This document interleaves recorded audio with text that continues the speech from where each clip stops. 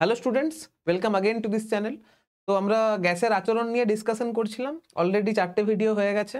আমরা চার্লসের সূত্র, বয়েলের সূত্র অলরেডি পড়ে ফেলেছি, অঙ্কও করে ফেলেছি, গ্রাফও করে ফেলেছি। আমরা আগের ভিডিওতে অ্যাভোগাড্রো সূত্র নিয়ে ডিসকাশন করেছিলাম। আমরা দেখেছিলাম মোল সংখ্যা কি করে বের করতে হয়, মোল মানে কি, অ্যাভোগাড্রো সূত্র বলতে কি চাইছে। তো আজকে আমরা অ্যাভোগাড্রো সূত্রের বেশ কিছু কোয়েশ্চেন্স নিয়ে ডিসকাশন করব। আমরা অ্যাভোগাড্রো সূত্র থেকে বেশ কিছু নিউমেরিক্যাল নিয়ে ডিসকাশন করব। তারপরে আমরা আইডিয়াল গ্যাস ইকুয়েশনের দিকে যাব। তো চলো আমাদের আলোচনা শুরু করছি। আমাদের প্রথম কোয়েশ্চেন কি আছে দেখো, অ্যাভোগাড্রো সূত্র থেকে নেওয়া হয়েছে। এটা বেসিক্যালি অ্যাভোগাড্রো সূত্র থেকে নেওয়া। কি বলছে, গ্যাসের মোলার আয়তন বলতে কি বোঝো। মোলার আয়তন মানে কি, আগের ভিডিওতেই মোটামুটি তোমাদেরকে মোলার আয়তন সম্পর্কে একটা ধারণা দেওয়া হয়েছে।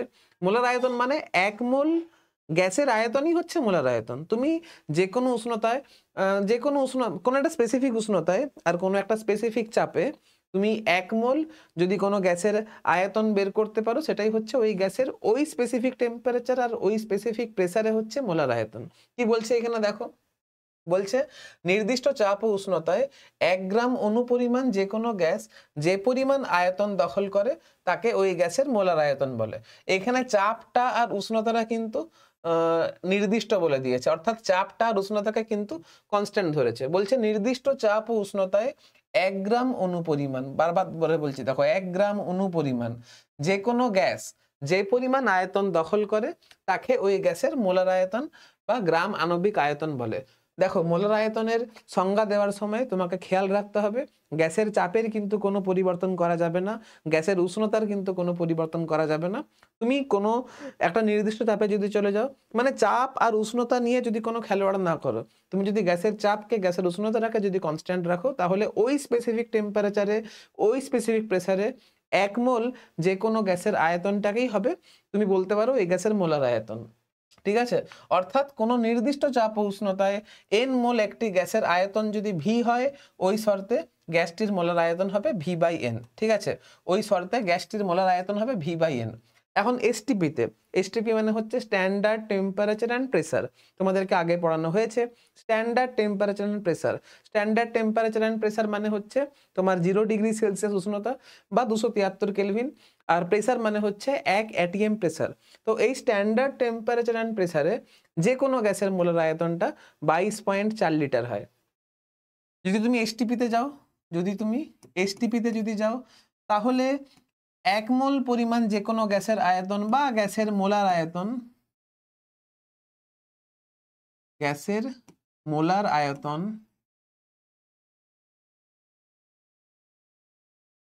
Is equal two v/n is equal two, অবশ্যই খেয়াল রাখবে, 22.4 লিটার হয়। এটা যে কোনো গ্যাসের ক্ষেত্রে প্রযোজ্য। তুমি 1 মোল অক্সিজেন নিতে পারো, 1 মোল হাইড্রোজেন নিতে পারো, 1 মোল হিলিয়াম নিতে পারো। এসটিপিতে যে কোনো গ্যাসের মোলার আয়তন 22.4 লিটার হবে, বা 22,400 সিসি হবে, 22,400 মিলিলিটার হবে। ঠিক আছে, তো মোলার আয়তন নিয়ে মোটামুটি তোমাদের কনসেপ্ট ক্লিয়ার হয়েছে। আর দেখো, এটা অলরেডি মাধ্যমিক 2019-এ আসা কোয়েশ্চেন, 14-তে আসা কোয়েশ্চেন, 2009-এ আসা কোয়েশ্চেন। দেখো আমাদের নেক্সট অঙ্ক কি বলেছে, নেক্সট অঙ্ক বলছে, নেক্সট কোয়েশ্চেন কি বলেছে দেখো। কি বলছে, কোনো নির্দিষ্ট উষ্ণতা, উন্নতা নয়, এটা উষ্ণতা, টাইপিং মিস্টেক আছে, খেয়াল করবে। কোনো নির্দিষ্ট উষ্ণতা ও চাপে বাস্তব গ্যাসগুলির মোলার আয়তন v/n প্রায় সমান ও এসটিপিতে এর সীমাস্থ মান 22.4 লিটার পার মোল। এই মাত্র বললাম না, এসটিপিতে যে কোনো গ্যাসের মোলার আয়তনটা 22.4 লিটার পার মোল হয়। দেখো লিটার পার মোল কোথা থেকে এলো, এই মাত্র আমরা করলাম যে গ্যাসের মোলার আয়তনকে v/n দিয়ে প্রকাশ করি। এখন ভি এর একক কি, তোমার ভি এর একক বলতে পারো, এই ভি এর একক হচ্ছে লিটার, এই ভি এর একক বলতে পারো তোমার লিটার, আর এন এর একক বলতে পারো মোল। তাহলে এটা হচ্ছে 22.4 লিটার পার মোল হবে, অ্যাকচুয়ালি লিটার পার মোল হবে, খেয়াল থাকে যেন। কি বলছে, কোন নির্দিষ্ট উষ্ণতা ও চাপে বাস্তব গ্যাসগুলির মোলার আয়তন v/n প্রায় সমান ও এসটিপিতে এর সীমাস্থ মান হচ্ছে 22.4 লিটার পার মোল। এই পরীক্ষালব্ধ তথ্য থেকে কিভাবে অ্যাভোগাড্রো সূত্রে উপনীত হওয়া যায়। দেখো, এই ধরনের কোয়েশ্চেন কিন্তু মাধ্যমিক 2020-তে অলরেডি এসেছে, তাই জন্য তোমাদের করে রাখাটা দরকার। আর বাই দ্য ওয়ে, এই কোয়েশ্চেনটা অ্যাভোগাড্রো সূত্রেরই একটা এক্সটেনশন বলতে পারো তুমি। অ্যাভোগাড্রো সূত্র ভালো করে যদি করতে পারো, তাহলে তুমি এই কোয়েশ্চেনটা ইজিলি করতে পারবে। কি বলছে দেখো, প্রথমে তোমাকে বুঝতে হবে এই মোলার আয়তন বলেছে, আগে মোলার আয়তন কি সেটা লেখাও। দেখো কি বলেছে, কোনো নির্দিষ্ট উষ্ণতায় ও চাপে যে কোনো গ্যাসীয় পদার্থের মৌলিক হতে পারে, যৌগিক হতে পারে। তোমার গ্যাসটা মৌলিক গ্যাস হতে পারে, গ্যাসটা যৌগিক গ্যাস হতে পারে। বলছে কোনো নির্দিষ্ট উষ্ণতায় ও চাপে, দেখো বারবার ধরে দেখতে পাচ্ছ এখানে কোনো নির্দিষ্ট উষ্ণতা ও চাপ কথাটা বলা হয়েছে, যে কোনো গ্যাসীয় পদার্থের মৌলিক বা যৌগিক 1 মোল অণুর আয়তনকে গ্যাসের মোলার আয়তন বলে। ঠিক আছে, অর্থাৎ মোলার আয়তন ইজ ইকুয়াল টু পদার্থের নয়, এটা গ্যাসের হবে। তুমি এটা গ্যাসের করতে পারো বা পদার্থের করতে পারো, কোনো অসুবিধা নেই। তুমি এটা পদার্থেরও করতে পারো বা তুমি গ্যাসের করতেই পারো।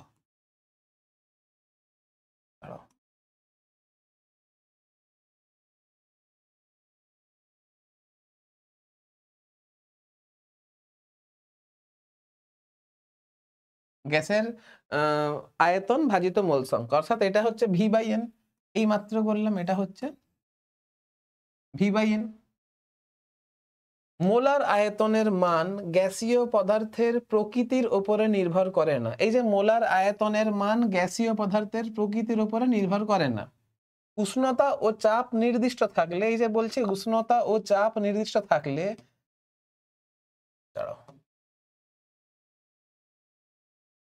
বিভিন্ন বাস্তব গ্যাসের মোলার আয়তনের মান প্রায় সমান হয়।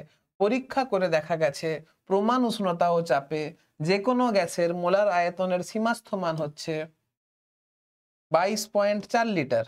22.4 লিটার, অর্থাৎ এসটিপিতে মোলার আয়তনের মান হচ্ছে ধ্রুবক, সুতরাং V by N is equal to ধ্রুবক।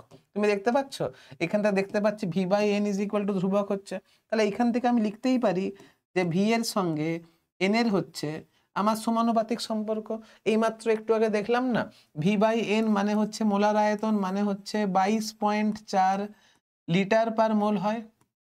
ইংরেজিতেই লিখছি, লিটার পার মোল হয়। তাহলে এখান থেকে করতেই পারি ভি ইজ ইকুয়াল টু হচ্ছে 22.4 এন। তাহলে এখান থেকে লেখাই যেতে পারে যে ভি প্রপোর্শনাল টু এন। এখান থেকে লেখা যেতেই পারে ভি প্রপোর্শনাল টু হচ্ছে এন। ঠিক আছে, তো ওটাই বলছে মোলার আয়তনের সীমাস্থ মান হচ্ছে 22.4 লিটার, অর্থাৎ এসটিপিতে মোলার আয়তনের মান হচ্ছে ধ্রুবক, সুতরাং V by N is equal to ধ্রুবক, তাহলে ভি প্রপোর্শনাল টু এন। ঠিক আছে, অর্থাৎ ভি প্রপোর্শনাল টু এন, এখান থেকে বুঝতে পারলাম। আর বারবার ধরে কোনো নির্দিষ্ট উষ্ণতা ও চাপ কথাটা বলা হয়েছিল, তাই জন্য লেখা আছে দেখো, অর্থাৎ চাপ ও উষ্ণতা স্থির থাকলে। বারবার ধরে বলছিস যখন আমি অ্যাভোগাড্রো নিয়ে ডিল করব, যখন আমি মোলার আয়তন এইসব নিয়ে ডিল করব, তখন চাপটা আর উষ্ণতাটা কিন্তু কনস্ট্যান্ট থাকবে। তাহলে বলছে অর্থাৎ চাপ ও উষ্ণতা স্থির থাকলে সম আয়তন ভি, সম আয়তন সকল গ্যাসে সমান সংখ্যক অণু বর্তমান থাকে। এটি হচ্ছে অ্যাভোগাড্রো সূত্র। ঠিক আছে, তুমি যদি আয়তনটা যদি কনস্ট্যান্ট রেখে দাও তাহলে সমান সংখ্যক অণু, তুমি এইগুলো মানে অ্যাভোগাড্রো সূত্রের বিভিন্ন রূপ আছে, তুমি এটাও বলতে পারো ভি প্রপোর্শনাল টু এন। ঠিক আছে, এরপর যদি তুমি আয়তনটাকে যদি কনস্ট্যান্ট রাখতে, তুমি যদি মোল সংখ্যাটাকে কনস্ট্যান্ট রাখো, ঠিক আছে, চাপটা নির্দিষ্ট করে দিচ্ছ আর উষ্ণতাটা নির্দিষ্ট করে দিচ্ছ, তুমি যদি এনটাকে যদি কনস্ট্যান্ট করে দাও তাহলে মানে আয়তনটাও কনস্ট্যান্ট হবে। বা তুমি বলতে পারো যে ভিটা যদি কনস্ট্যান্ট করে দাও তাহলে মোল সংখ্যাটা কনস্ট্যান্ট হবে, আর মোল সংখ্যা কনস্ট্যান্ট মানেই সমান সংখ্যক অণু থাকবে। ঠিক আছে, মোলের এই কনসেপ্টগুলো খুব কাজে লাগে। ঠিক আছে, তো তুমি দেখো আমি বলছি ভি প্রপোর্শনাল টু এন, তো তুমি যদি ভিটাকে কনস্ট্যান্ট করে দাও তাহলে এনটাকেও কনস্ট্যান্ট করতে হবে। যদি তুমি সাপোজ করো ভিটাকে যদি কনস্ট্যান্ট করো, তুমি এখানে যদি ভি ইজ ইকুয়াল টু যদি কনস্ট্যান্ট করো, ভি ইজ ইকুয়াল টু যদি কনস্ট্যান্ট করে দাও তাহলে N is equal to constant হবে। আর আমরা দেখেছি যে এন কে লিখতে পারি capital N by N A, যেখানে এন এ হচ্ছে অ্যাভোগাড্রোর সংখ্যা, তাহলে N by N A is equal to constant. তাহলে N is equal to constant. কি বললাম বুঝতে পারলে? সরি, কি বললাম বুঝতে পারলে? তাহলে ভি যদি কনস্ট্যান্ট হয়ে যায় তাহলে N is equal to constant হবে। আর এই ভি প্রপোর্শনাল টু এন কখন হচ্ছে? ভি প্রপোর্শনাল টু এন তখনই হচ্ছে তুমি গ্যাসের চাপটা আর উষ্ণতাটা যখন তুমি কনস্ট্যান্ট রাখছো। এবারে তুমি এইখানে এসো, দেখো অর্থাৎ চাপ ও উষ্ণতা যদি স্থির থাকে তাহলে সম আয়তন সকল গ্যাসে, সম আয়তন মানে V is equal to constant, তাহলে সম আয়তন সকল গ্যাসে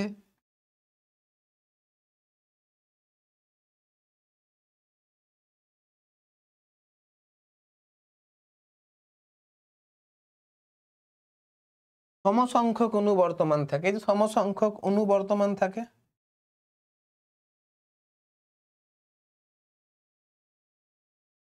এটাই হচ্ছে অ্যাভোগাড্রো প্রকল্প। অ্যাভোগাড্রো প্রকল্পটাকে আমি জোর এই কারণেই দিচ্ছি, কারণ ম্যাক্সিমাম ছেলে মেয়েদের বুঝতে কিন্তু এই অ্যাভোগাড্রো প্রকল্পতেই অসুবিধা হয়। ঠিক আছে, তো এগুলো একটু খেয়াল রাখবে। একবার যদি ভালো করে বুঝে নাও, বোঝাটা কঠিন, একবার যদি ভালো করে বুঝে নাও তাহলে কিন্তু তোমাদের মুখস্থ করতে কিন্তু কোনো অসুবিধা হবে না, আর বাই দ্য ওয়ে লং টার্মে মনে থাকবে।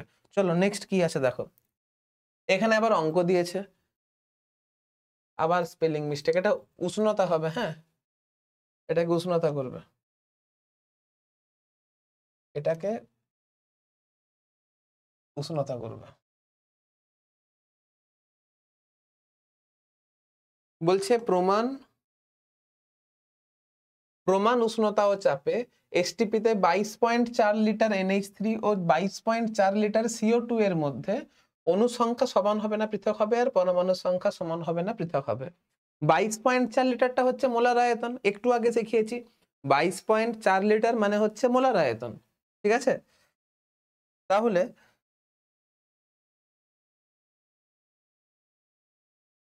দেখো মোল, আচ্ছা মোলার আয়তনকে সাপোজ করো মোলার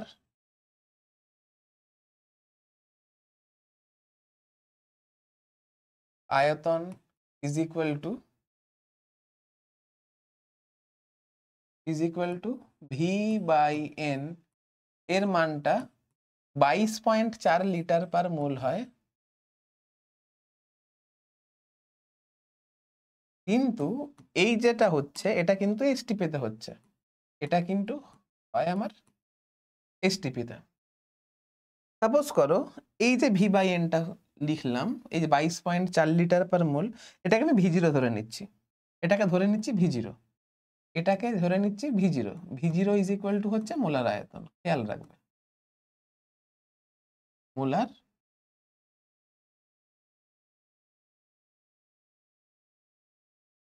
আয়তন। খেয়াল করো ভি0 মানে হচ্ছে মোলার আয়তন, যদি ভি0 মানে, যদি ভি0 মানে 1 মোল হয়,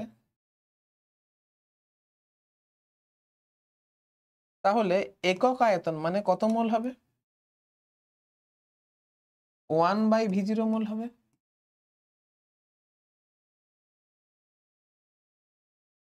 আর ভি আয়তন মানে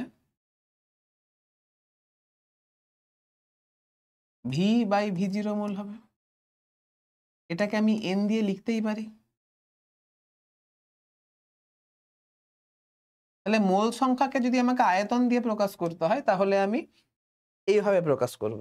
যদি মোল সংখ্যাকে আমাকে যদি আয়তন দিয়ে প্রকাশ করতে হয় তাহলে এইভাবে প্রকাশ করব। মানে কোনো একটা আয়তনকে, যদি এটা এসটিপিতে হয়, খেয়াল করবে এটা যেন এসটিপিতে, যদি তুমি এসটিপিতে থাকো তাহলে কোনো গ্যাসের আয়তনকে যদি ভি0 দিয়ে যদি ভাগ করে দাও বা ভি0 দিয়ে যদি ভাগ করে দাও, অর্থাৎ 22.4 দিয়ে যদি ভাগ করে দাও, তাহলে তুমি মোল সংখ্যা পেয়ে যাচ্ছ। খেয়াল করবে এটা কিন্তু এসটিপিতে, এটা হচ্ছে আমার এসটিপিতে, এটা হচ্ছে আমার এসটিপিতে।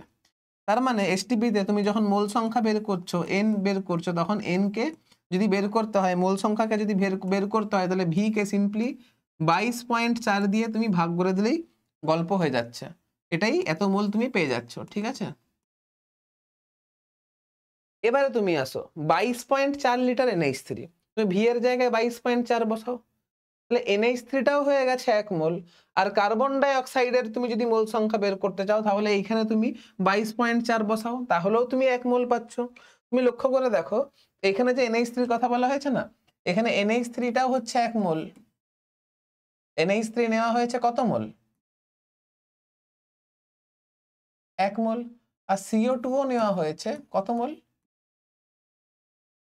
না 1 মোল। কি করে 1 মোল পেলাম? তুমি সিম্পলি 22.4, মানে আয়তনটা 22.4 ছিল, ভিটা 22.4 ছিল, এটাকে 22.4 দিয়ে ভাগ করতে হবে। এখান থেকে দেখতেই পাচ্ছি আমি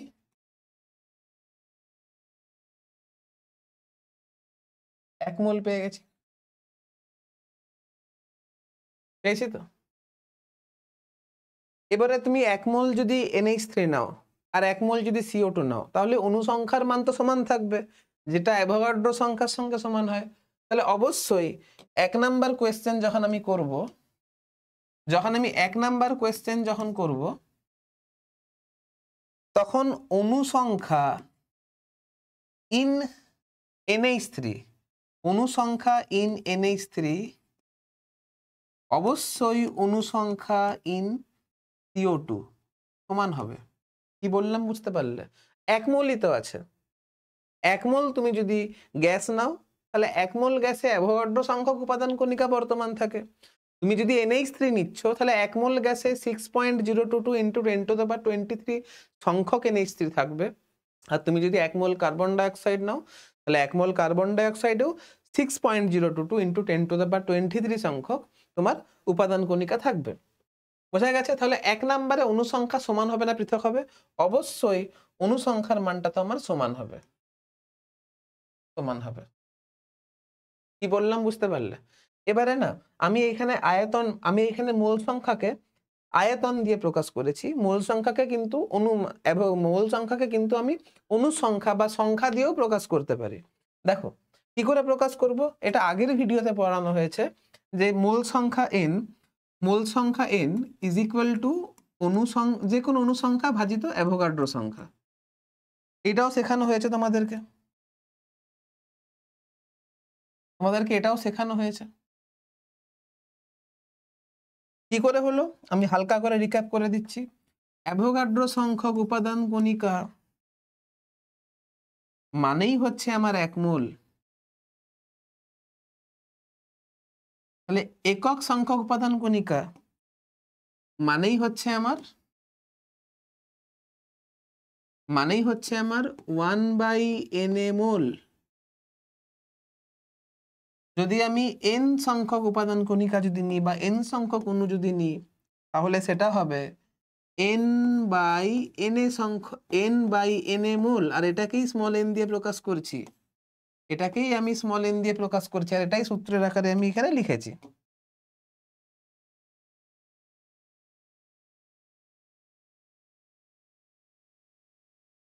ঠিক আছে? এটাকেও সূত্রে লিখে দাও, কোনো অসুবিধা নেই। তাহলে আমাকে যদি অনুসংখ্যা দিয়ে প্রকাশ করতে হয়, তাহলে n/Na দিয়ে প্রকাশ করব। যদি আমি আয়তন দিয়ে প্রকাশ করি, তাহলে এটা দিয়ে প্রকাশ করব। ঠিক আছে? তো তুমি এই অ্যাপ্লিকেশনটা যদি বুঝতে পারো, তাহলে অঙ্কগুলো ইজিলি হবে। তোমার মনে হতে পারে স্যার আপনি অঙ্কটাকে এত এক্সপ্লেন করছেন, এত বড় করে বলছেন। দেখো এই বেসিক্সটা যদি ক্লিয়ার হয়ে যায়, তাহলে তুমি এর পরের যে দুটো অঙ্ক করাবো তুমি ইজিলি ভালো করে বুঝতে পারবে। দেখো তো সমান হবে, এটা বুঝতে পেরেছো। এরপর পরমাণুর সংখ্যা কি সমান হবে? পরমাণুর সংখ্যাও কি সমান হবে? দেখো আমি এখানে যে গ্যাসগুলো নিয়েছি না, সেগুলো যৌগিক গ্যাস নিয়েছি, মৌলিক গ্যাস কিন্তু নিইনি। NH3 এই যে অণুটা, NH3 অণু একটা N পরমাণু আর 3টে হাইড্রোজেন পরমাণু নিয়ে তৈরি। তুমি দেখো 2 নম্বরের কোশ্চেনে যখন করব, এক অণু NH3 মানে হচ্ছে 4টি পরমাণু।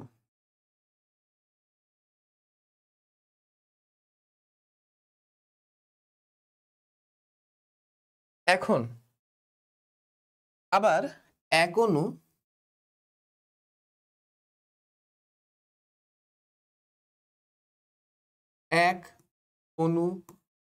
কার্বন ডাইঅক্সাইড মানে হচ্ছে 3টি পরমাণু।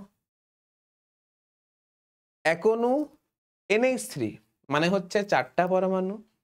এক অণু কার্বন ডাইঅক্সাইড মানে হচ্ছে 3টা পরমাণু। যেহেতু অণুর সংখ্যা সেম রয়েছে, দেখো না এখানে অণুর সংখ্যা সেম রয়েছে, তো তুমি যদি এখানে n সংখ্যক এনে, তাহলে এখানে মোট পরমাণুর সংখ্যা কত থাকবে? দেখো এটা বোঝা গেছে।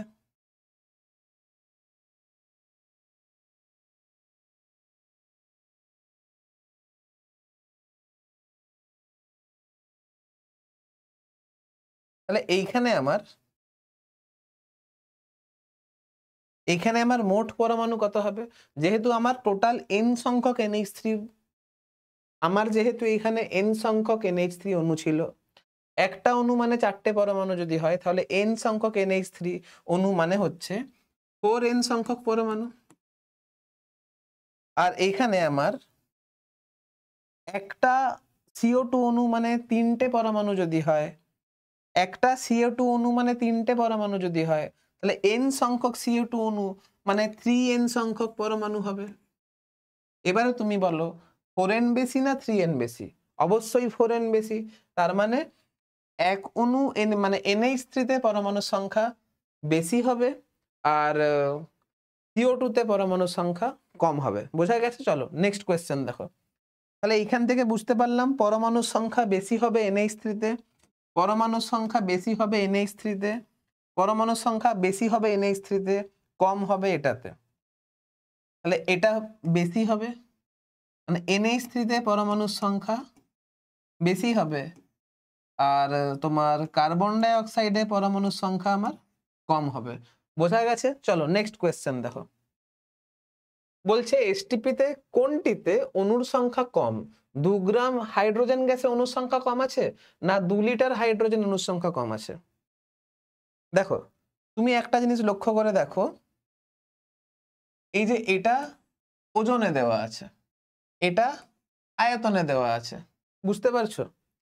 আমাকে যদি আমাকে অণুর সংখ্যা বের করতে হবে, আমাকে যদি অণুর সংখ্যা বের করতে হয় তাহলে আমি মোলে যাব, কারণ আমি জানি 1 মোল মানে অ্যাভোগাড্রো সংখ্যক, তাহলে এত মোল মানে কত সংখ্যক। কি বললাম বুঝতে পারলে? তাহলে আমার যে ফান্ডামেন্টাল সূত্র আছে, আমার ফান্ডামেন্টাল সূত্র মানে হচ্ছে n মোল সংখ্যা মানে হচ্ছে ক্যাপিটাল N বাই Na। এটা হচ্ছে আমি অণু সংখ্যা দিয়ে প্রকাশ করতে পারি। যদি ভর দিয়ে প্রকাশ করতে হয় তাহলে W/m দিয়ে প্রকাশ করতে পারি। যদি আমাকে আয়তন দিয়ে প্রকাশ করতে হয় তাহলে V/V0 দিয়ে প্রকাশ করতে পারি। এটা হচ্ছে আমার মূল ফান্ডা। এই সূত্রের উপরে বেস করেই আমি অঙ্কগুলো করব। ঠিক আছে? এই সূত্রের উপর বেস করে আমি অঙ্কগুলো করব। দেখো এবারে 2 গ্রাম হাইড্রোজেনে আসি। আমি প্রথমে 2 গ্রাম হাইড্রোজেনে আসি। আমি প্রথমে 2 গ্রাম হাইড্রোজেন। আচ্ছা 2 গ্রাম হাইড্রোজেন মানে হচ্ছে আচ্ছা 1 সেকেন্ড দাঁড়াও, 1 সেকেন্ড। আমরা এখানে মোলার আয়তনের কথা পড়েছি না? আমরা এখানে মোলার আয়তনের কথা পড়েছি। এখানে আমরা মোলার ভরের কথাও পড়ব। দেখো মোলার আয়তন মানে নির্দিষ্ট চাপে ও উষ্ণতায় 1 গ্রাম অণু বা 1 মোল যে কোনো গ্যাসের আয়তনকে আমরা মোলার আয়তন বলবো। আমরা চাপ আর উষ্ণতা নির্দিষ্ট কেন রেখেছিলাম? যদি চাপটা পরিবর্তন করি তাহলে 1 মোল গ্যাসের আয়তনটাও কিন্তু পরিবর্তন হয়ে যাবে। তাই জন্য চাপ আর উষ্ণতার কথা আমি মেনশন করেছিলাম। কিন্তু ঘটনা হচ্ছে যখন মোলার ভর বলবো বা আণবিক ভর বলবো তখন চাপ আর উষ্ণতা নির্দিষ্ট না রাখলেও হবে, কারণ ভরটা তোমার চাপের সঙ্গে আর উষ্ণতার সঙ্গে পরিবর্তন হয় না। মোলার ভর কথাটার মানে কি? মোলার ভর কথাটার মানে হচ্ছে 1 মোল পরিমাণ যে কোনো গ্যাসের ভরই হবে তার মোলার ভর। 1 মোল পরিমাণ বা 1 গ্রাম অণু পরিমাণ যে কোনো গ্যাসের ভর হবে আণবিক ভর। মোলার ভর মানে যা, আণবিক ভর মানে তা। এখানে কিছুই না। এইখানে তুমি যদি ভরের জায়গায় দাঁড়াও, এখানে আয়তন আছে, এখানে আয়তনের জায়গায় তুমি যদি ভর লেখো, এখানে আয়তনের জায়গায় যদি ভর লেখো, তাহলেই তোমার মোলার ভর বা আণবিক ভর কথাটা হয়ে গেল। খেয়াল রাখবে মোলার ভর, মোলার ভর মানেই হচ্ছে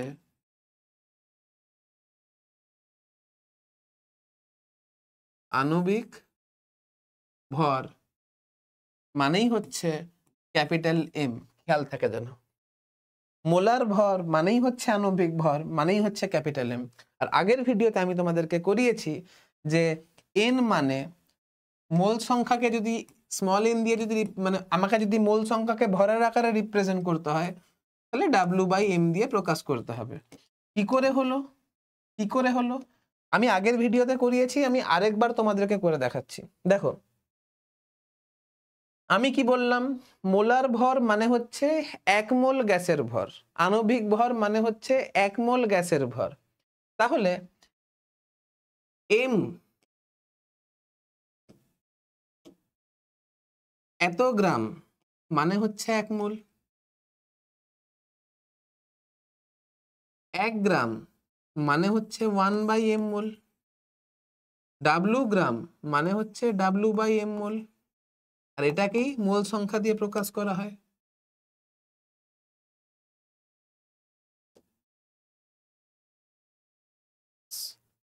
এটাই W/m = n হয়ে গেল। কি বললাম বুঝতে পারলে? এবারে আমি এই অঙ্কতে আসি। 2 গ্রাম হাইড্রোজেন, 2 গ্রাম হাইড্রোজেন মানে কত মোল হবে? দেখো 2 গ্রাম হাইড্রোজেন, তোমাকে একটা জিনিস খেয়াল রাখতে হবে, হাইড্রোজেনের আণবিক ভর কিন্তু 2 হয়, তার মানে এটাই হচ্ছে ক্যাপিটাল এম। দাঁড়াও, 2 গ্রাম হাইড্রোজেন মানে W/M, এত মোল হাইড্রোজেন। কি বললাম বুঝতে পারলে? এখন ডাব্লুটাও হচ্ছে 2 গ্রাম আর হাইড্রোজেন গ্যাসের আণবিক ভরটাও হচ্ছে 2 গ্রাম, তাহলে এত মোল হাইড্রোজেন। এটা তো সূত্র ছিল, এটা আমার সূত্র ছিল, তার মানে এটা হয়ে গেল 1 মোল হাইড্রোজেন।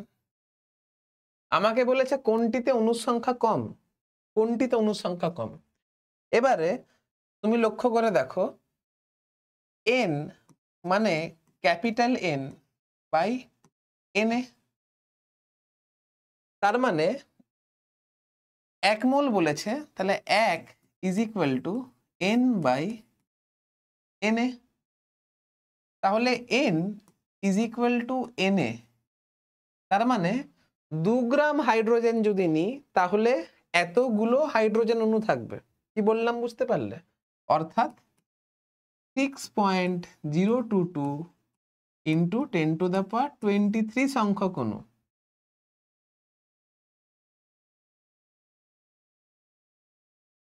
এটা মানেই হচ্ছে, এটা হচ্ছে তোমার 2 গ্রাম হাইড্রোজেন। এবারে আমি 2 নম্বরে আসি, 2 লিটার হাইড্রোজেন। এবারে আমি 2 নম্বরে আসব, 2 লিটার হাইড্রোজেন। এই মাত্র একটু আগে দেখলাম, যদি আয়তন দিয়ে আমাকে যদি আয়তন দিয়ে মোলকে প্রকাশ করতে হয়, তাহলে সিম্পলি n = v/22.4, আর 22.4টাকে আমি মোলার আয়তন লিখেছি। তুমি এইখানে এটাকে v/v0 লিখতে পারো, এটাকে n = v/v0 লিখতে পারো, কোনো অসুবিধা নেই। তাহলে 2 লিটার হাইড্রোজেন মানে হচ্ছে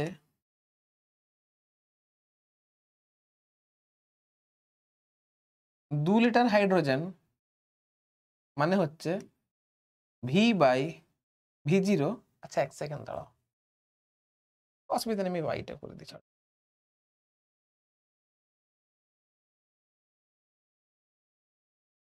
2 লিটার হাইড্রোজেন মানে v/v0 এত মোল হাইড্রোজেন। এখন v এর মান কত? 2, v0 এর মান কত? 22.4, এত লিটার হাইড্রোজেন। কারণ এইটাই তো হচ্ছে মোল, তাহলে এখানে n এর মান কত বেরালো? এখানে n বেরোলো 2/22.4, সিম্পল জিনিস। এবারে তুমি দেখো, n = কত হচ্ছে? n = n/Na হচ্ছে। না, এখানে n/Na করবো না, কেন বলো তো? আমাকে তো এখানে n এর মান তো বের করে ফেলেছি। আচ্ছা ঠিক আছে, n = n/Na করি, ছাড়ো। n = n/Na, n এর মান যেহেতু বের করে ফেলেছি, তাহলে এই যে মোল সংখ্যার মান বের করে ফেলেছি, তাহলে capital N = small n × Na। Small n মানে হচ্ছে 2/22.4 × Na।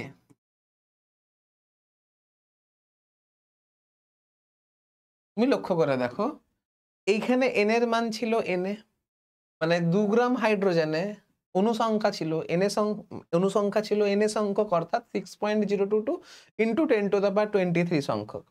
কিন্তু আমি যখন 2 লিটার হাইড্রোজেন নিচ্ছি তখন এইখানে অনুসংখ্যা আছে 2/22.4 ইন্টু এনএ, যেটা কিনা এনএ অপেক্ষা কম, কারণ এইখানে নিচে আমার বেশি সংখ্যা আছে, অর্থাৎ এইটার মান হচ্ছে এনএ অপেক্ষা কম, এটার মান হচ্ছে এনএ অপেক্ষা কম। তাহলে কোথায় বেশি অণু আছে? অবশ্যই 2 গ্রাম হাইড্রোজেনে বেশি অণু আছে।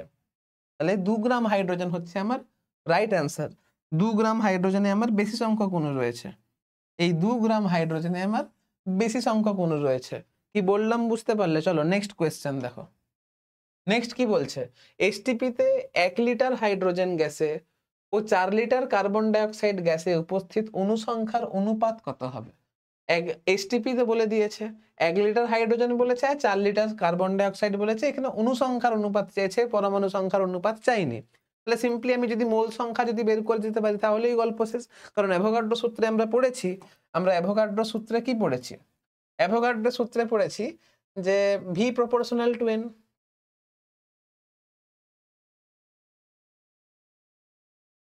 আমরা অ্যাভোগাড্রো সূত্রে পড়েছি ভি প্রপোর্শনাল টু এন। এই সূত্রকে কাজে লাগিয়ে অঙ্ক আমার হয়ে যাবে। দেখো, আবার এন মানে কি? আমরা জানি এন মানে হচ্ছে অণু সংখ্যা চেয়েছে না, এন বাই এন এ, এটা হচ্ছে অ্যাভোগাড্রো সংখ্যা এন এ।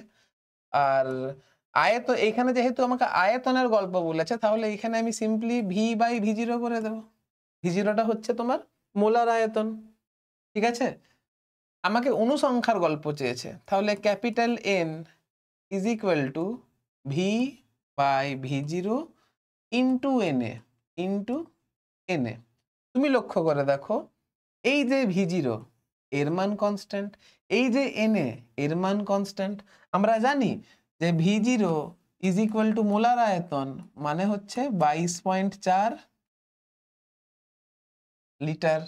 আমরা জানি এনএ মানে হচ্ছে অ্যাভোগাড্রো সংখ্যা মানে হচ্ছে 6.022 ইন্টু 10⁻23। তাহলে এখান থেকে বুঝতে পারছি যে এন এর সঙ্গে আমার ভি এর সমানুপাতিক সম্পর্ক হবে, এন এর সঙ্গে ভি এর আমার সমানুপাতিক সম্পর্ক হবে। আমাকে বলেছে এসটিপিতে 1 লিটার হাইড্রোজেন গ্যাসে ও 4 লিটার কার্বন ডাইঅক্সাইড গ্যাসে উপস্থিত অনুসংখ্যা কত? তাহলে অনুসংখ্যা ইন হাইড্রোজেন গ্যাস ভাজিত অনুসংখ্যা ইন, এটা আছে কার্বন ডাইঅক্সাইড গ্যাস, অনুসংখ্যা ইন হাইড্রোজেন গ্যাস ভাজিত অনুসংখ্যা in carbon dioxide gas is equal to আয়তন of hydrogen gas divided by আয়তন অফ কার্বন ডাইঅক্সাইড গ্যাস। এখন আয়তন অফ হাইড্রোজেন গ্যাস বলেছে আমার 1 লিটার, আয়তন অফ কার্বন ডাইঅক্সাইড গ্যাস বলেছে 4 লিটার। তাহলে 1:4 হচ্ছে এই কোয়েশ্চেনের আমার রাইট অ্যান্সার। আর দেখো, এটা কিন্তু মাধ্যমিক 2023-এ আসা কোয়েশ্চেন। দেখো, আমাকে কিন্তু এতটা আমি একটু বেশি তোমাদেরকে এক্সপ্লেন করে দেখালাম। যারা এই জিনিসটা বুঝে গেছে তারা কিন্তু এই অঙ্কটা কিন্তু এক লাইনে করতে পারবে। আর দেখো, মাধ্যমিক 2023-এ এইরকম ধরনের কোয়েশ্চেন এসেছিল। অঙ্কটা অনেক রকম ভাবে করা যায়, তোমরা কনসেপচুয়ালি যেটাকে ভালো বুঝবে সেরকম ভাবে তোমরা করবে। চলো নেক্সট কোয়েশ্চেন কি আছে দেখো। এটাও মাধ্যমিক 2023-এ আসা কোয়েশ্চেন। কি বলছে? সমভরের দুটি গ্যাস এসটিপিতে যথাক্রমে এত মিলিলিটার এবং এত মিলিলিটার আয়তন অধিকার করে, গ্যাস দুটির মোলার ভরের অনুপাত নির্ণয় করো। তুমি লক্ষ্য করে দেখো, কোথাও না কোথাও এখানে আয়তনের কথা বলেছে, কোথাও না কোথাও এখানে মোলার ভরের কথা বলেছে, ঠিক আছে? আর সমভর কথাটা বলেছে। তার মানে এখানে যদি আমাকে মোলটাকে আমি ভরের আকারে আর আয়তনের আকারে যদি বের করতে পারি তাহলেই আমার গল্প শেষ হয়ে যাবে। আমরা সূত্র এতক্ষণ ধরে পড়ছি যে মোল সংখ্যা n is equal two W/m is equal two, আমাকে এখানে ভরের কথা বলেছে, আবার এখানে আয়তনের কথা বলেছে। আয়তন হ্যাঁ, আয়তনের কথা বলেছে। আয়তন মানে হচ্ছে V/V0। সমভরের গ্যাসের কথা বলেছে, সমভরের গ্যাস বলেছে। সমভরের গ্যাস যদি বলে তাহলে ডাব্লুটা হচ্ছে কনস্ট্যান্ট। আচ্ছা, আয়তন V0 ইজ ইকুয়াল টু হচ্ছে কনস্ট্যান্ট। কি বলছি বুঝতে পারছো? সমভরের গ্যাস বলেছে, সমভর বলেছে মানে W is equal to constant. আচ্ছা, V0 এর মান হচ্ছে 22.4 লিটার, তাহলে V0 এর মানটা কনস্ট্যান্ট। তাহলে কোথাও না কোথাও বুঝতে পারছি মোলার ভরের অনুপাত চেয়েছে। তাহলে কোথাও না কোথাও বুঝতে পারছি যে মোলার ভরের সঙ্গে আমার এখানে আয়তনের ব্যস্তানুপাতিক সম্পর্ক, বা আয়তনের সঙ্গে মোলার ভরের ব্যস্তানুপাতিক সম্পর্ক। তাহলে আমাকে যদি এখানে অঙ্কটা কষতে হয়, তাহলে m1 বাই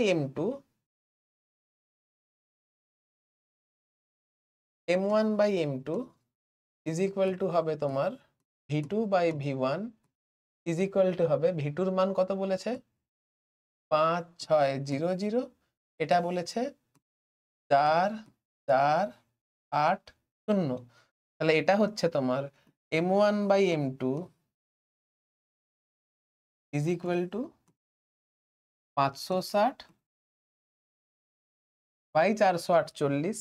তুমি যদি কাটাকাটি করো তাহলে এটা 5/4 বেরোবে। তাহলে আমার মতে মোটামুটি 5/4 হচ্ছে এই কোয়েশ্চেনের রাইট অ্যান্সার। দাঁড়াও, একটা জিনিস লক্ষ্য করে দেখেছো, এই অঙ্কটা কিন্তু কত লাইনে হলো? জাস্ট 2 লাইনে হলো। কি করে 2 লাইনে অঙ্কটা করতে পারলাম? কারণ এই সূত্রটা, এই যে সূত্রটা, এই সূত্রটা আমার ভালো করে বোঝা হয়েছে, এই সূত্রগুলো আমার ভালো করে বোঝা হয়েছে, তাই জন্য অঙ্কটা ভালোভাবে করতে পেরেছি। তাহলে এতক্ষণ ধরে একটা সূত্র আমরা পড়ছিলাম, যেটা আমরা এতক্ষণ ধরে বুঝলাম। তোমাদের অনেক ছেলে মেয়ে আছো যাদের বোরিং লাগছে, এত এত এক্সপ্লেন করার কি আছে? ওই যে ভালো করে বোঝাতে সময় দেওয়া হয়েছিল, আজকে ভালো করে বোঝাতে সময় দিতে পেরেছো, তাই জন্য এই অঙ্কটা 2 লাইনে হচ্ছে। যারা দেখবে অনেক ছেলে মেয়ে থাকে যে অঙ্ক খুব শর্টে করে দেয়, কিভাবে করতে পারে? তারা কি গড গিফটেড? গড গিফটেড কিন্তু নয়। তারা থিওরিটাকে খুব ভালো করে বোঝে আর সেই অ্যাপ্লিকেশন গুলো ভালো করে করতে পারে। অ্যাপ্লিকেশন করতে পারলেই তুমি অঙ্কগুলো শর্টে করতে পারবে।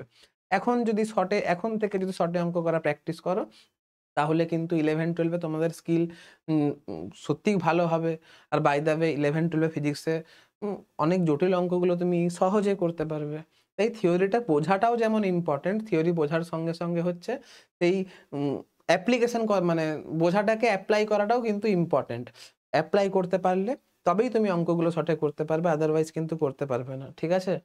চলো নেক্সট দেখো কি বলছে। গে-লুসাকের গ্যাস আয়তন সূত্র। গে-লুসাকের গ্যাস আয়তন সূত্র তোমাদের সিলেবাসে আছে, অতটা ইম্পর্টেন্ট নয়, তেমন ভাবে কোয়েশ্চেন আসে না, কিন্তু যেহেতু বইয়ে রয়েছে তাই জন্য আমি করাচ্ছি। কি বলছে গে-লুসাকের গ্যাস আয়তন সূত্র? বলছে স্থির চাপ ও উষ্ণতায় 2 বা ততোধিক গ্যাসের মধ্যে যদি রাসায়নিক বিক্রিয়া হয়, দেখো এইখানেও কিন্তু স্থির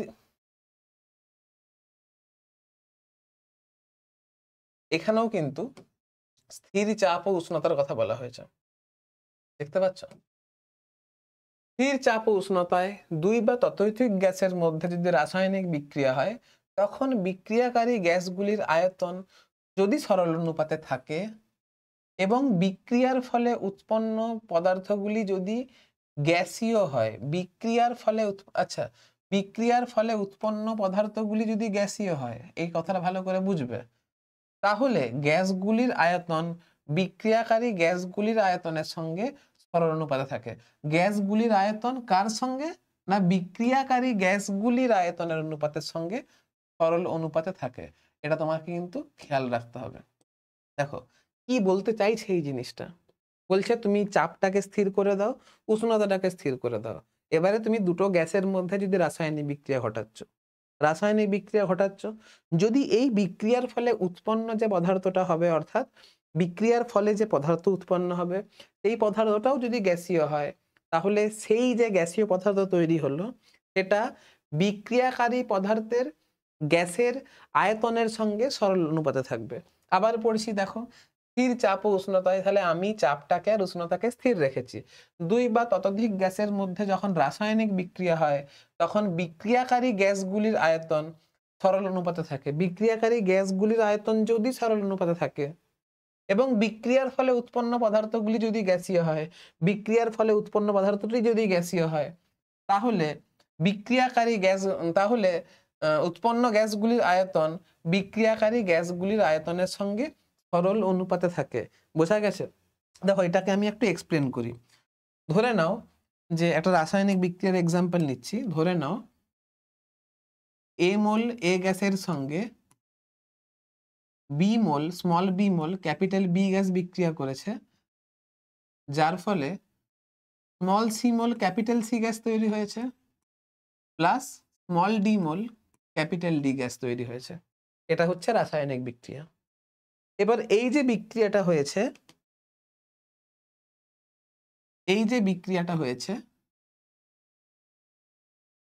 ধরে নিচ্ছি এই বিক্রিয়াতে আমার গ্যাসটির চাপ আর উষ্ণতা হচ্ছে আমার স্থির আছে, ঠিক আছে। এবার এই যে দুটো গ্যাসের মধ্যে রাসায়নিক বিক্রিয়া হয়েছে, এইখানে কি বলেছে যে বিক্রিয়াকারী গ্যাসগুলির আয়তন সরল অনুপাতে থাকে। বিক্রিয়াকারী গ্যাসগুলির অনুপাত হচ্ছে সরল অনুপাতে থাকে, অর্থাৎ বিক্রিয়াকারী গ্যাস কি কি আছে? বিক্রিয়াকারী গ্যাস আছে এ আর বি। তাহলে গ্যাসগুলির আয়তন অর্থাৎ ভি এ বাই ভিবি, এই আয়তনটাকে সরল অনুপাতে থাকতে হবে, অর্থাৎ V A by V B is equal to A by B. এটাই তো অ্যাভোগাড্রো সূত্র অনুসারে কি বলছে, যে তুমি যদি চাপটাকে স্থির রাখো, যদি উষ্ণতাকে স্থির রাখো, তাহলে কোনো একটা গ্যাসের আয়তন তার মোল সংখ্যার সঙ্গে সমানুপাতিক। যেহেতু আমি এ গ্যাসটাকে এ মল নিয়েছি আর ক্যাপিটাল বি গ্যাসটাকে স্মল বি মল নিয়েছি, তাহলে এ গ্যাসের যে আয়তন হবে সেটা ওই গ্যাসের মোল সংখ্যার সঙ্গে সমানুপাতিক হবে, বি গ্যাসের যে আয়তন হবে সেটা ওই গ্যাসের মোল সংখ্যার সঙ্গে সমানুপাতিক হবে। আর এই দুটো গ্যাসের আয়তন ভি এ বাই ভিবি, তাদের মোল সংখ্যার সঙ্গে যেহেতু সমানুপাতিক, সেটা হচ্ছে এ বাই বি। আর এটা বলছে সরল অনুপাতে থাকবে, তার মানে এ আর বি এর মান পূর্ণ সংখ্যা হবে যদি এরকমটা হয়। এবারে বলছে কি বলছে, এবং বিক্রিয়ার ফলে উৎপন্ন পদার্থগুলি যদি গ্যাসীয় হয়, অর্থাৎ এইখানে বলতে চাইছে এটাও যদি গ্যাসীয় হয় আর এটাও যদি গ্যাসীয় হয়, অর্থাৎ সি আর ডি উভয়ে যদি আমার গ্যাসীয় যদি হয়, তাহলে এর আয়তন এর আয়তন এর আয়তন এর আয়তন, এদের যে আয়তনের অনুপাতটা সেগুলো সরল অনুপাতে থাকবে, ঠিক আছে। উৎপন্ন গ্যাসগুলির আয়তন বিক্রিয়াকারী গ্যাসগুলির আয়তনের সঙ্গে সরল অনুপাতে থাকে, বিক্রিয়াকারী গ্যাসগুলির সঙ্গে সরল অনুপাতে থাকে, অর্থাৎ আয়তন অফ এ অনুপাত আয়তন অফ বি অনুপাত আয়তন অফ সি অনুপাত আয়তন of D is equal to A is to B is to C is to D. এটাই হচ্ছে আমার গে-লুসাক বলতে চেয়েছেন, এটাই হচ্ছে আমাকে এখানে গে-লুসাক বলতে চেয়েছেন। কি বললাম বুঝতে পারলে? এবারে এই প্রুফটা তোমাদের বইয়ে দেওয়া আছে, অ্যাভোগাড্রো সূত্রের সাহায্যে এই প্রুফটা করা যায়। এই প্রুফটা পরীক্ষাতে আসে না, কিন্তু যারা ভালো নাম্বার পেতে চাইছো তাদেরকে আমি বলবো এই প্রুফটা অবশ্যই করে রাখবে, কারণ সব বইয়েই কিন্তু এই প্রুফটা দেওয়া আছে। আমি কি করে এই প্রুফটা করব? দেখো, আমি ধরে নেব যে এই যে চাপ, এই যে পরীক্ষাটা করা মানে তোমার এই কেমিক্যাল রিঅ্যাকশনটা পারফর্ম করা হয়েছে যে টেম্পারেচারে এবং যে প্রেসারে, অবশ্যই সেটা কনস্ট্যান্ট আছে। পরীক্ষাটা যে স্পেসিফিক টেম্পারেচার আর সেই যে স্পেসিফিক প্রেসারে করা হয়েছে, ধরে নিচ্ছি এই প্রমাণ চাপ ও আয়তনে এ গ্যাসের, এই যে এ গ্যাসের, আচ্ছা আমি ইয়েলোতে লিখব, ধরে নিচ্ছি এ গ্যাসের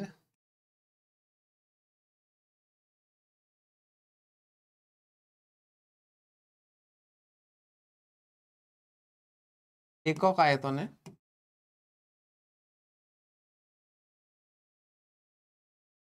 n সংখ্যক অণু আছে।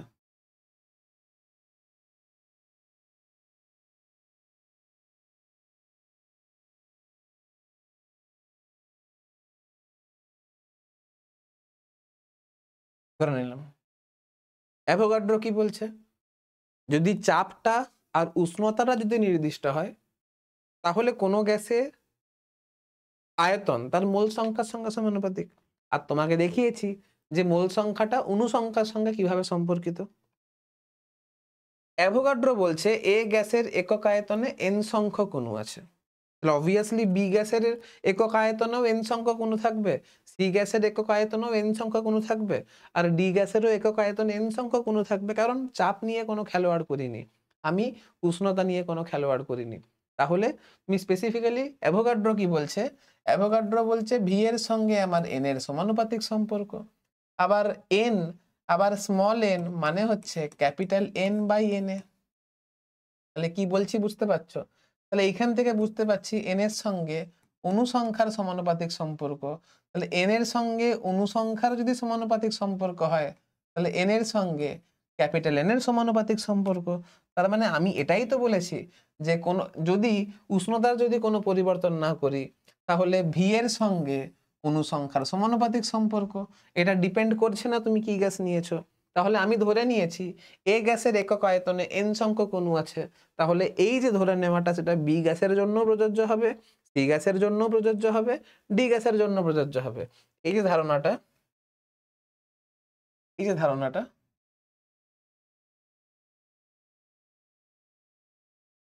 এটা এ বি সি ডি সবার জন্য প্রযোজ্য হবে। আমি লিখে দিচ্ছি এখানে, আমি জাস্ট শর্টে লিখছি। হ্যাঁ, এটা এ এর জন্যও প্রযোজ্য হবে, বি এর জন্যও প্রযোজ্য হবে, সি এর জন্যও প্রযোজ্য হবে, আর ডি এর জন্য প্রযোজ্য হবে। কি বললাম বুঝতে পারলে? এখন লক্ষ্য করে দেখো, এন সংখ্যক অণু আছে, এন সংখ্যক অণু আছে একক আয়তনে, একটি অণু থাকবে 1/n আয়তনে। এখন দাঁড়াও,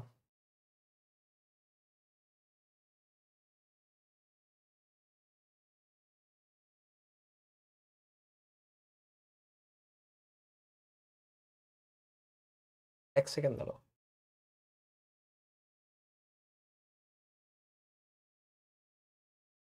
আমাকে এটা প্রুফ করে দেখাতে হবে।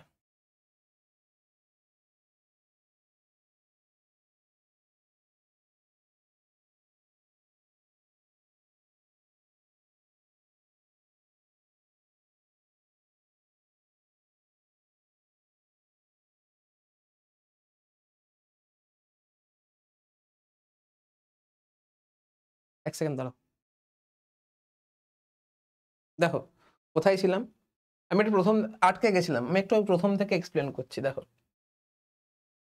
এই এই সমীকরণটা আমি নিয়েছি। আমি, হ্যাঁ, একটা জিনিস ছোট্ট ভুল বলেছিলাম। এটা হচ্ছে এই যে রাসায়নিক বিক্রিয়াটা আছে, এই যে এ গ্যাস আছে, এটা এখানে এ মোল নেই, এখানে এ সংখ্যক, মানে এক এ অণু এ গ্যাস, বি অণু বি গ্যাস মিলে সি অণু সি গ্যাস তৈরি করেছে, আর স্মল ডি অণু ক্যাপিটাল ডি গ্যাস তৈরি করেছে। স্মল এ অণু capital A gas small B অণু ক্যাপিটাল বি গ্যাসের সঙ্গে বিক্রিয়া করে স্মল সি অণু ক্যাপিটাল সি গ্যাস তৈরি করেছে, আর স্মল ডি অণু ক্যাপিটাল ডি গ্যাস তৈরি করেছে। ঠিক আছে, আমাকে বলেছে যে যদি এ আর বি গ্যাসীয় হয়, আর যদি এ এর আয়তন আর বি এর আয়তন, এ আর বি যদি তাদের সরল অনুপাতে যদি থাকে, আর সি আর ডিও যদি গ্যাসীয় হয়, তাহলে সি এর আয়তন ডি এর আয়তন এদের আয়তনের সঙ্গে আমার সরল অনুপাতে থাকবে। এটা আমাকে প্রমাণ করতে হবে। প্রথম কথা, একটা জিনিস লক্ষ্য করে দেখো, এই যে আয়তন ভি, অ্যাভোগাড্রো বলছে যে কোনো গ্যাসের তুমি যদি চাপটাকে যদি স্থির রাখো, যদি উষ্ণতাকে স্থির রাখো, তাহলে কোনো একটা গ্যাসের আয়তন তার মোল সংখ্যার সঙ্গে সমানুপাতিক হয়। আর মোল সংখ্যা এন কে এন বাই এন দিয়ে প্রকাশ করতে পারি। এনে যেহেতু কনস্ট্যান্ট, এন এটা হচ্ছে অ্যাভোগাড্রো সংখ্যা, তাহলে আমি লিখতে পারি N proportional to capital N. তাহলে N proportional to capital N. তাহলে কোথাও না কোথাও বুঝতে পারলাম, কোথাও না কোথাও বুঝতে পারলাম, কোথাও না কোথাও বুঝতে পারলাম যে মোল সংখ্যাটা হচ্ছে তার অণু সংখ্যার সঙ্গে সমানুপাতিক। এইখান থেকে বুঝতে পারলাম যে আয়তনটা হচ্ছে অণু সংখ্যার সঙ্গে সমানুপাতিক। আয়তন তত বেশি হবে যত বেশি অণু তুমি নিয়েছো, যত বেশি অণু তুমি নিয়েছো। তাহলে ভি এর সঙ্গে ক্যাপিটাল এন এর সমানুপাতিক সম্পর্ক। তাহলে এখানে আমি যেহেতু এ গ্যাসটা নিয়েছি, ক্যাপিটাল এ গ্যাস নিয়েছি এ অণু, আর ক্যাপিটাল বি গ্যাসটা নিয়েছি স্মল বি অণু, তাহলে V A by V B is equal to A by B হবে। কারণ এইখান থেকে দেখলাম, এইখান থেকে আমরা এইমাত্র দেখলাম যে কোনো গ্যাসের আয়তন তার অণু সংখ্যার সঙ্গে সমানুপাতিক। এটাই তো অ্যাভোগাড্রো সূত্র। দেখো, অ্যাভোগাড্রো সূত্রকে কিন্তু অনেক রকম ভাবে এক্সপ্লেন করা যায়। ঠিক আছে, তাহলে V A by V B is equal to হচ্ছে এ বাই বি। আমাকে প্রমাণ করে দেখাতে হবে V A is to V B is to V C is to B D এগুলো আয়তনের সরল অনুপাতে থাকবে, অর্থাৎ A is to B is to C is to D হবে। এটা কিন্তু আমাকে অ্যাভোগাড্রো সূত্র দিয়ে প্রমাণ করতে হবে। ঠিক আছে, এখন দেখো আমি কি ধরে নিয়েছি, এ গ্যাসের একক আয়তনে এন সংখ্যক অণু আছে। যদি আমি চাপ নিয়ে কোনো খেলোয়াড় না করি, আমি যদি উষ্ণতা নিয়ে যদি কোনো খেলোয়াড় না করি, তাহলে তাহলে এ গ্যাসের একক আয়তনে যদি n সংখ্যক অণু থাকে তাহলে বি গ্যাসেরও একক আয়তনে n সংখ্যক অণু থাকবে, সি গ্যাসের একক আয়তনেও n সংখ্যক অণু থাকবে, আর ডি গ্যাসের একক আয়তনেও আমার n সংখ্যক অণুই থাকবে। এটাই তো অ্যাভোগাড্রো সূত্র বলেছে যে ভি প্রপোর্শনাল টু n। তো আয়তনকে তুমি কনস্ট্যান্ট করে দাও তাহলে nটাও কনস্ট্যান্ট হবে। ভি প্রপোর্শনাল টু n, তো ভি প্রপোর্শনাল টু n, তো তুমি আয়তনকে কনস্ট্যান্ট করে দাও তাহলে nটাও কনস্ট্যান্ট হয়ে যাবে। তাহলে আমি কি করলাম যে একক আয়তনে, আয়তন মানে কি, আয়তনকে কনস্ট্যান্ট করলাম, একক করে দিলাম। তাহলে ধরে নিয়েছি একক আয়তনে n সংখ্যক অণু আছে। তাহলে অ্যাভোগাড্রো সূত্রের এক্সটেনশন কি বলছে যে বি গ্যাসের একক আয়তনেও n সংখ্যক অণু থাকবে, সি গ্যাসের একক আয়তনেও n সংখ্যক অণু থাকবে, আর ডি গ্যাসের একক আয়তনেও আমার n সংখ্যক অণু থাকবে। তাহলে n সংখ্যক অণু আছে একক আয়তনে, একটি অণু থাকবে 1/n আয়তনে। তাহলে এ সংখ্যক অণু থাকবে, এ সংখ্যক অণু থাকবে a/n আয়তনে, সরি a/n আয়তনে। তাহলে এখান থেকে দেখো আমি আয়তন অফ এ গ্যাস পেয়ে গেলাম a/n। ঠিক আছে, আমি এইটাকে কাজে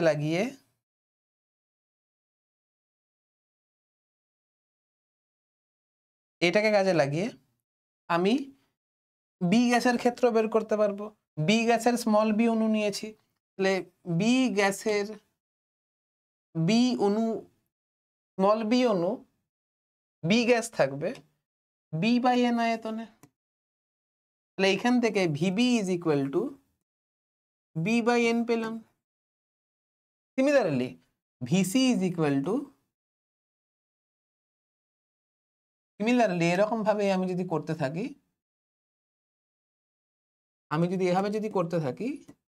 similarly VC is equal two c/n হবে, আর ভিডি ইজ ইকুয়াল টু d/n হবে।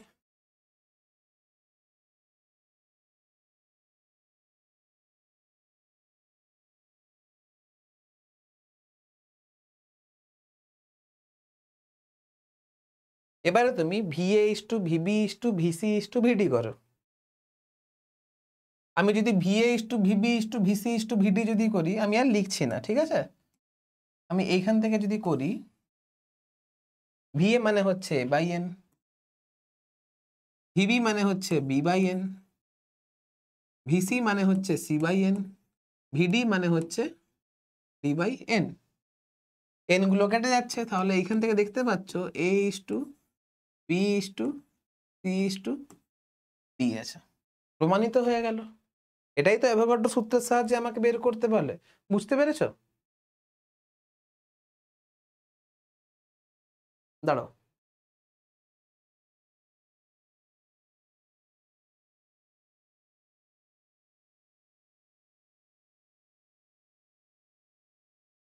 চলো তাহলে গেলুসাকের গ্যাস আয়তন সূত্র হয়ে গেল। আর গেলুসাকের গ্যাস আয়তন সূত্র থেকেই তোমাদেরকে এই যে গেলুসাকের গ্যাস আয়তন সূত্র, এই সূত্রটা আমাকে অ্যাভোগাড্রো সূত্রের সাহায্যে প্রমাণ করতে পারলে আমি এই প্রমাণটা করে দেখালাম। যে কোনো বইয়ে খুলে দেখবে, পেয়ে যাবে। আমি আজকে বইয়ের ছবি তুলিনি, ঠিক আছে। এবারে বলেছে বয়েল, চার্লস ও অ্যাভোগাড্রো সূত্রের সমন্বয়ে আদর্শ গ্যাস সমীকরণটি প্রতিষ্ঠা করো। আমাকে আদর্শ গ্যাস সমীকরণটা প্রতিষ্ঠা করে দেখাতে হবে তোমার এই তিনটে সূত্রের সমন্বয়। দেখো প্রথমে আমাকে বয়েল কি বলেছেন, ফার্স্টে আসছে বয়েলস ল। আমাকে বয়েল কি বলেছেন, বয়েল কি বলেছেন, চার্লস কি বলেছেন,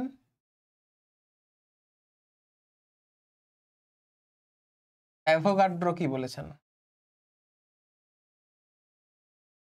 বয়েল বলেছেন যে ভি এর সঙ্গে পি এর হচ্ছে ব্যস্তানুপাতিক সম্পর্ক। চার্লস বলেছেন ভি এর সঙ্গে পরম উষ্ণতার সমানুপাতিক সম্পর্ক। অ্যাভোগাড্রো বলেছেন ভি এর সঙ্গে মোল সংখ্যার সমানুপাতিক সম্পর্ক। আর এইখানে কিছু বাধা ছিল বয়েলের সূত্রে।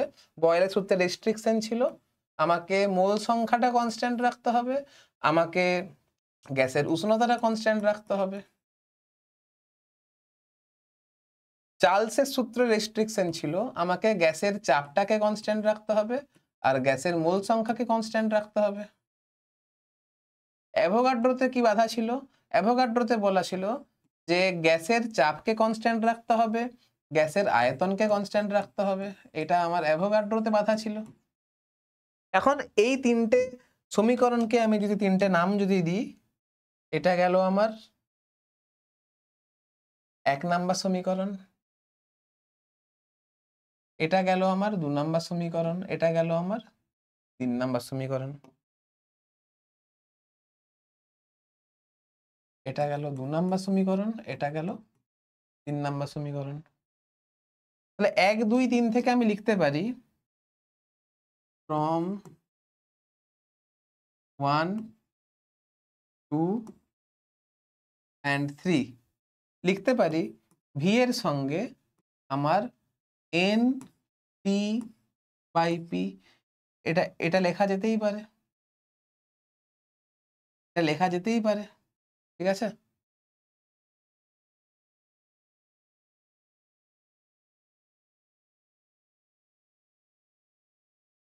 এখন v এই সমানুপাতিক চিহ্নটাকে তুলতে যদি হয় তাহলে এটা কনস্ট্যান্ট দিয়ে গুণ করতে হবে। তাহলে কনস্ট্যান্টটাকে আমি r নাম দিচ্ছি, কনস্ট্যান্টটাকে আমি r নাম দিচ্ছি। তাহলে এইখান থেকে একটা ইকুয়েশন আসছে, সেটা হচ্ছে PV is equal two nRT, এরকম একটা সমীকরণ আসছে। এইটাকেই বলা হচ্ছে, দেখো এইখানে আমার অ্যাভোগাড্রো ঢুকে আছে, এখানে আমার বয়েল ঢুকে আছে, এখানে আমার চার্লস ঢুকে আছে। এই তিনটে সূত্রের সমন্বয়ে আমার তৈরি হচ্ছে আইডিয়াল গ্যাস ইকুয়েশন, যেটাকে PV is equal two nRT দিয়ে লেখা হয়। আর এই সমীকরণটা প্রযোজ্য হচ্ছে n মোল গ্যাসের জন্য। এটা হচ্ছে n মোল গ্যাসের জন্য, n মোল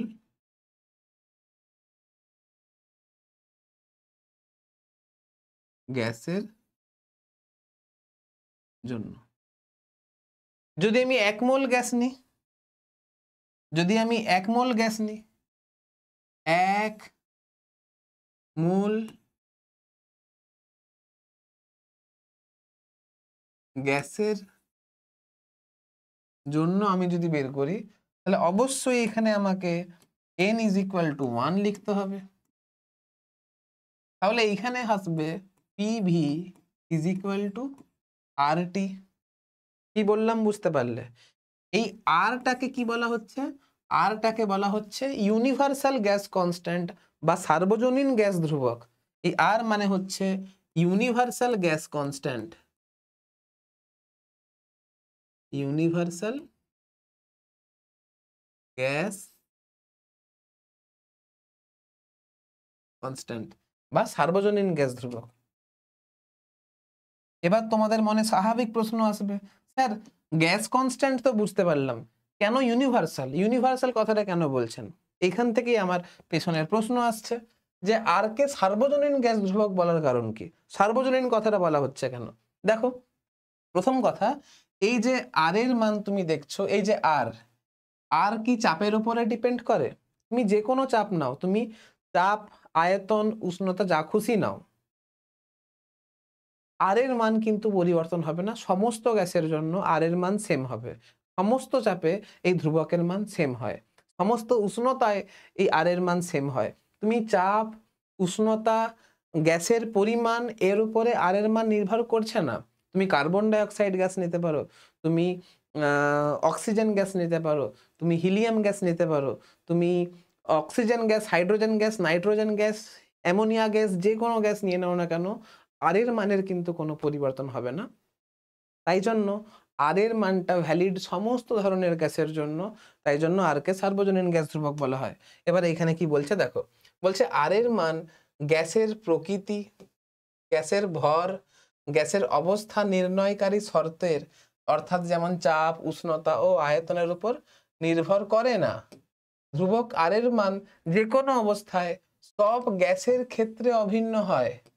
সেই জন্য মোলার গ্যাস ধ্রুবক আর কে সার্বজনীন গ্যাস ধ্রুবক বলা হয়। কি বললাম বুঝতে পারলে?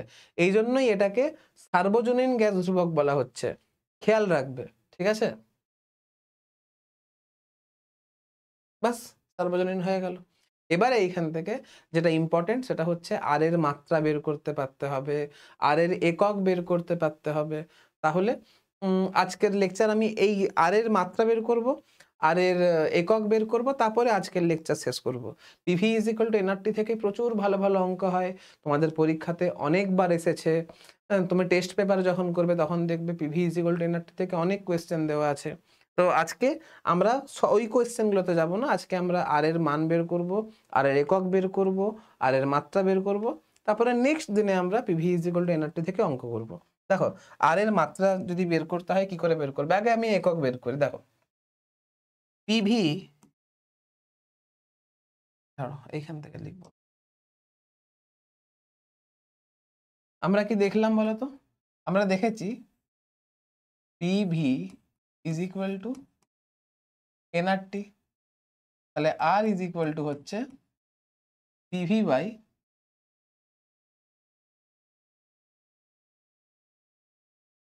এনটি।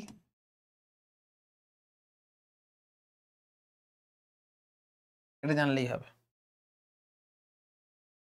এবার দেখো, হ্যাঁ, পি এর একক কি? পি, তুমি যদি সিজি এসআই লেখো, যদি পি মানে হচ্ছে চাপ, মানে হচ্ছে বল বাই এরিয়া, বল বাই ক্ষেত্রফল। পি মানে হচ্ছে বল বাই ক্ষেত্রফল, মানে এটা হচ্ছে নিউটন পার মিটার স্কোয়ার।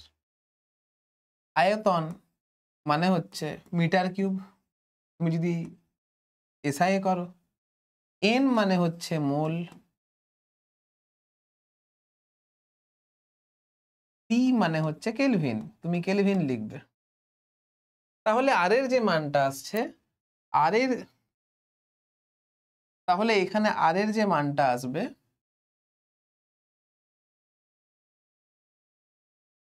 আর এর যে মানটা আসবে, আর এর একক যেটা আসবে, চাপের মান হচ্ছে newton per metre square, newton by metre square. আয়তন মানে হচ্ছে মিটার কিউব,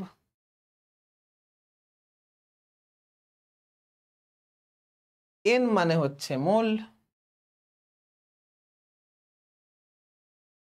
টি মানে হচ্ছে কেলভিন।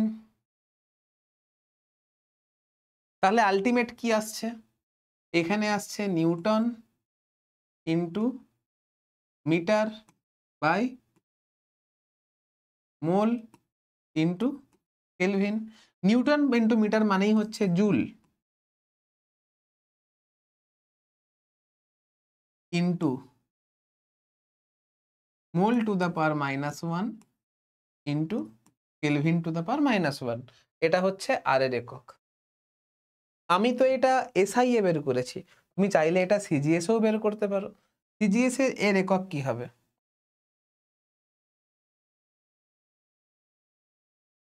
সিজিএস এ এটা ডাইন হবে, এটা সেন্টিমিটার স্কোয়ার হবে, এটা সেন্টিমিটার কিউব হবে, এটা মোলটা মোল থাকবে, কেলভিনটা কেলভিন থাকবে। তাহলে আর কিছুই না, এই জুলের জায়গায় তুমি সিম্পল আর্গ লিখবে, মোলটাকে তো মোলই রাখবে, আর কেলভিনটাকে কেলভিন রাখবে, গল্প শেষ। এবারে অনেকের ইচ্ছা করতে পারে যে পি এর মান তুমি অ্যাটমসফিয়ারে রাখবে, মানে ইচ্ছা করতে পারে যে পি এর মান তুমি এটিএম এ রাখবে। তাহলে আর পি এর মান তুমি অ্যাটমসফিয়ারিক প্রেসার, আচ্ছা একবারে লিখে দাও, P V by N capital T. তোমার ইচ্ছা করতেই পারে পি এর মান তুমি অ্যাটমসফিয়ারিক প্রেসার অর্থাৎ এটিএম এ রেখেছো, ভি এর মানকে তোমার লিটারে রাখতে ইচ্ছা করতেই পারে, এন এর মানকে তুমি মোলে রাখবে, আর টি এর মানকে তুমি কেলভিনে রাখবে। তাহলে এটা হয়ে গেল ATM into litre into mole to the power -1 into kelvin to the power -1। এটা হচ্ছে আরেকটা একক, ঠিক আছে? এটা হচ্ছে একটা একক, এটা হচ্ছে একটা একক, এতগুলো একক রয়েছে। এবারে তুমি এর মাত্রা চাইলে বের করতেই পারো, তুমি চাইলেই এর মাত্রা বের করতে পারো।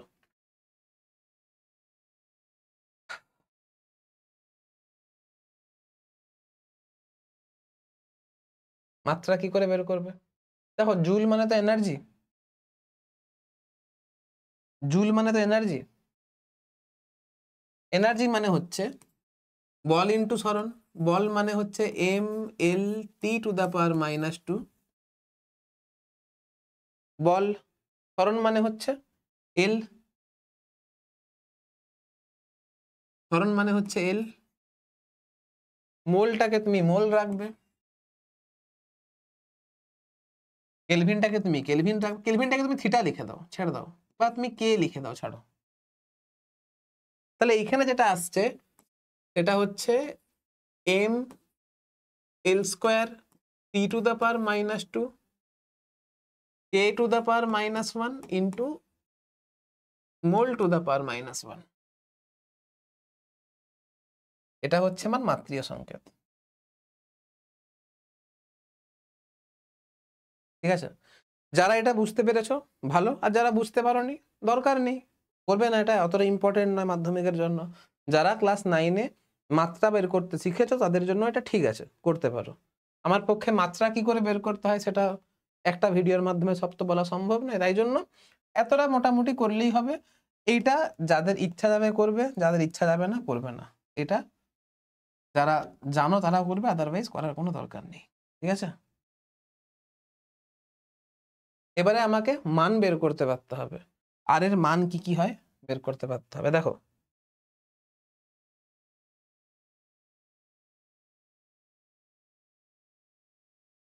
আর কি হচ্ছে, আর এর মান বের করতে চাইছি। আর মানে হচ্ছে P V by N capital T. তুমি যদি পি এর মান 1 ATM যদি বসাও, ভি এর মান 1 লিটার যদি বসাও, উষ্ণতার মান যদি 273 কেলভিন যদি বসাও,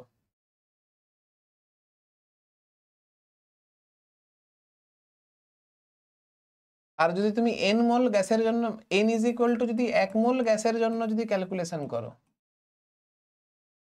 তাহলে আর এর যে মানটা বেরোবে, এখান থেকে আর এর যে মানটা বেরোবে, এটা অবশ্যই যদি ক্যালকুলেশন করো তাহলে মান বেরোবে 0.082। আর তুমি যেহেতু প্রেসারটাকে এটিএম এ, ভলিউমটাকে লিটারে প্রকাশ করেছো, তাহলে এখানে ইউনিটটা হবে ATM into litre into mole into kelvin. এটা হচ্ছে আর এর একটা মান।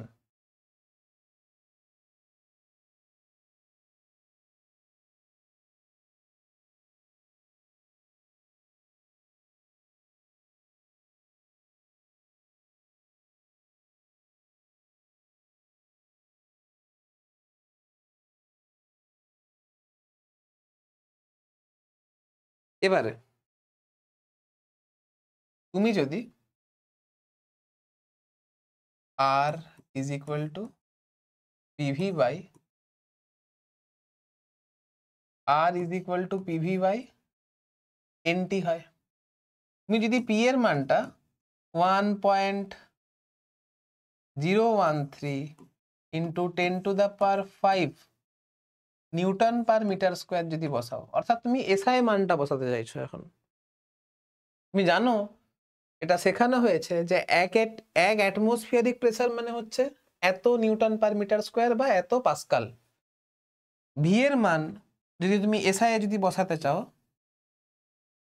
ভি এর মান আসবে 1 লিটার, তো তুমি ভি এর মানকে তুমি 10⁻³ মিটার কিউব যদি করো, 1 লিটারের জায়গায় এত মিটার কিউব, মানে ভি এর মানটাকে 1 লিটারের জায়গায় 10⁻³ মিটার কিউব করলাম, কারণ তোমরা জানো শেখানো হয়েছে 1 লিটারকে যদি মিটার কিউবে প্রকাশ করতে হয় 1000 দিয়ে ভাগ করতে হয়। টি এর মানের তো কোনো পরিবর্তন হবে না, টি এর মান তোমার 273 কেলভিনই থাকবে, আর এনটাও আমার 1 মোলই থাকবে। এরকমটা যদি বসিয়ে দাও তাহলে আর এর যে মান বেরোবে না, আর এর মানটা বেরোবে 8.314 joule into mole inverse into kelvin inverse. Inverse মানে টু দ্য পাওয়ার -1, বাই দিয়েও প্রকাশ করে অনেকে। এটা হচ্ছে আরেকটা মান।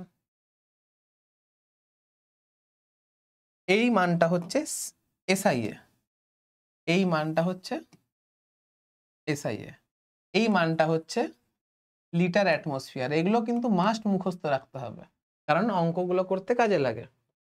এবার তুমি সিজিএস এ যদি ক্যালকুলেট করতে চাও, সিম্পল জুলটাকে আগে করতে হবে। তাহলে আর ইজ ইকুয়াল টু আসবে 8.314 ইন্টু 10⁻7। জুলের জায়গায় আমি আর লিখবো, মোলটা যেমন আছে সেরকম থাকবে, আর কেলভিনটা যেমন আছে সেরকম থাকবে। এটা হয়ে গেল আমার সিজিএস এর মান, এটা হয়ে গেল আমার সিজিএস। তোমরা প্রত্যেকে জানো যে 1 calorie is equal two 4.14 joule, এটাকে অনেকে 4.2 জুলও বলো। তো সিম্পল তুমি এটাকে যদি 4.2 দিয়ে যদি ভাগ করে দাও, আর ইজ ইকুয়াল টু, আগে বলে দিই 8.314 কে তুমি যদি 4.14 দিয়ে যদি ভাগ করো, তাহলে এর মানটা 2 এর কাছাকাছি আসে, তাহলে কিছুই না, জুলটা ক্যালোরি হয়ে যাবে। তাহলে আর এর মানটা দাঁড়ায় 2, জুলের জায়গায় ক্যালোরি লিখবে, মোলের জায়গায় মোলই লিখবে, অসুবিধা নেই, এটা কেলভিন লিখবে। এটাও হয়। যেটা পারবে না, পারতে তোমাকে সবগুলোই হবে, তোমাকে এই প্রত্যেকটা মান কিন্তু মনে রাখতে হবে, ঠিক আছে?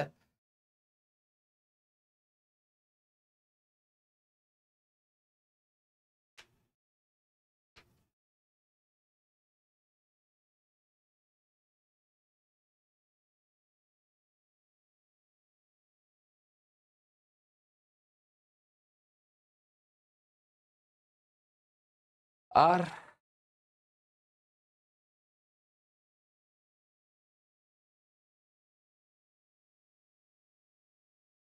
মোটামুটি আজকে আমি এতটাই রাখছি, এর বেশি করাচ্ছি না। আমাকে এরপরে PV is equal two nRT থেকে অঙ্ক করাতে হবে, আর বিশেষ বেশি কিছু নেই। তোমাকে আণবিক স্তরে গ্যাসের আচরণ, মানে মলিকুলার লেভেলে গ্যাসের আচরণটা একটু করতে হবে।